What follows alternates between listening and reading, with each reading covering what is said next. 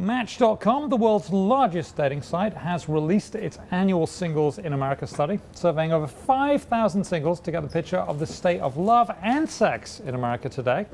Joining us now with some of the most surprising takeaways are Match.com Chief Scientific Advisor Dr. Helen Fisher and lead researcher Dr. Justin Garcia. Welcome to you both. We really appreciate you being here. Helen, let's start with you. You take a closer look at modern love in America. Turns out that first dates are actually more serious than they appear. Tell us why.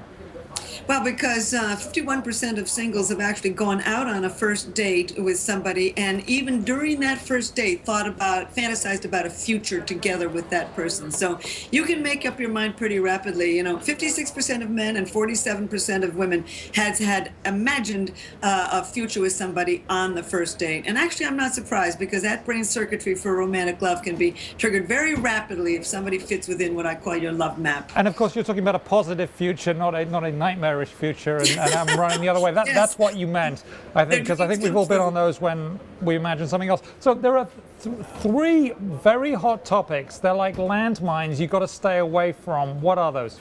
Well, don't talk about your exes. Don't talk about past relationships. That is a disaster. Don't talk about politics, and don't talk about religion. Those are the three. And I would even add a fourth, which is don't text. Don't check your cell phone during a date, because we're now seeing emerging taboos in America.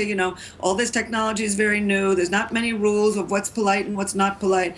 But it's not polite to talk about your exes, and it's not polite to check your cell phone.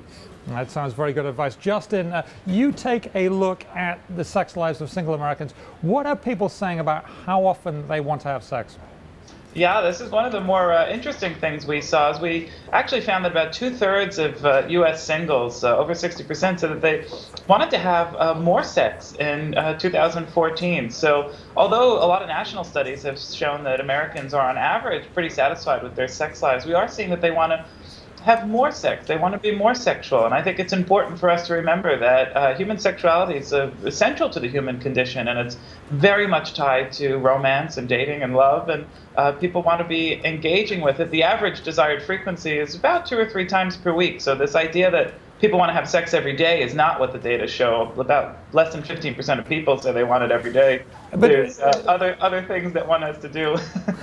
Okay, so and they don't really want to know about the history of their partner, sexually speaking.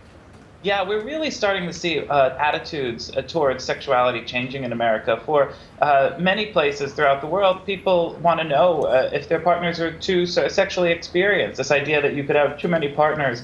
That's not the case. About half of Americans say, well, I really don't want to know how many sexual partners my partner has had. It's not really important. I'm more concerned with that person and not their history. And in fact, that can create all sorts of problems when we start looking into the past and making assumptions about what that might mean to who the person is now.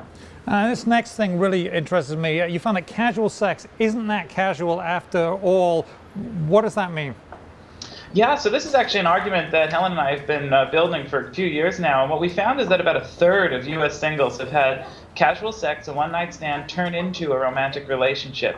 And about 28% have had friends with benefits turn into an uncommitted ongoing sexual relationship, turn into a romantic relationship. And I think that means that the term casual sex might be a misnomer. It's not always that casual. And part of it could be a biological reason. Sexual behavior releases the catecholamines. It activates the dopamine system. It's a rewarding, pleasurable thing. But it's also that dating behaviors are changing. And particularly, we thought it was just for youth. But what we found is that it's true across all age groups.